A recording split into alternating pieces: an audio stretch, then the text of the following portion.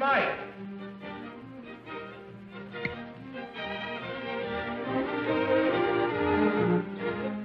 Thank you.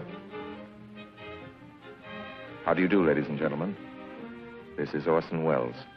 I'm speaking for the Mercury Theater, and what follows is supposed to advertise our first motion picture. Citizen Kane is the title, and we hope it can correctly be called a coming attraction. It's certainly coming to this theater, and I think our Mercury actors make it an attraction. I'd like you to meet them. Speaking of attractions, well, the chorus girls are certainly an attraction, but frankly, ladies and gentlemen, we're just showing you the chorus girls for purposes of ballyhoo. It's pretty nice ballyhoo. But here's some of our real Mercury people. This is the first time you've seen most of them on the screen. Hey, give Joe a little light. Thanks. Now smile for the folks, Joe. Smile. Joseph Cotton, ladies and gentlemen. That's it. Joseph Cotton. I think you're going to see a lot of him. Here's Ruth Warwick, whom I know you love. Ruth. Look at the camera, Ruth. We caught Ruth with her hair up.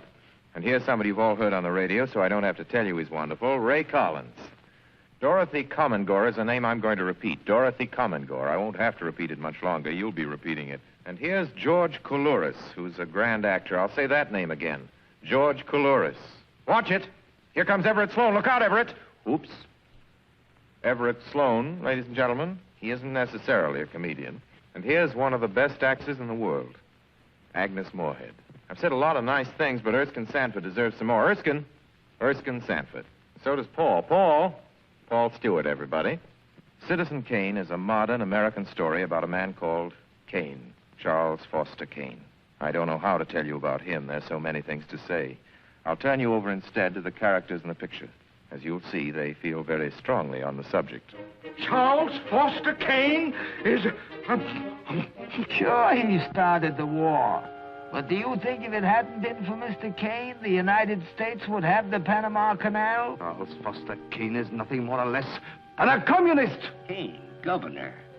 Listen, when the voters of this state and Mrs. Kane learn what I found out about Mr. Kane and a certain little blondie named Susan Alexander, he couldn't be elected dog catcher. I'm going to skin Mr. Charles Foster Kane alive. I'm going to marry him next week at the White House. Emily, I hear you've been stepping out with Charlie Kane.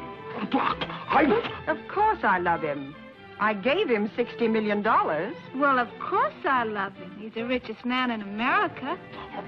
But all the girls say about him at first. But you know, I can't help but admire him. He's crazy. He's wonderful. Ladies and gentlemen, I don't know what you'll think about Mr. Kane. I can't imagine. You see, I play the part myself. Well, Kane is a hero and a scoundrel, a no-account and a swell guy, a great lover, a great American citizen, and a dirty dog. It depends on who's talking about him. What's the real truth about Charles Foster Kane?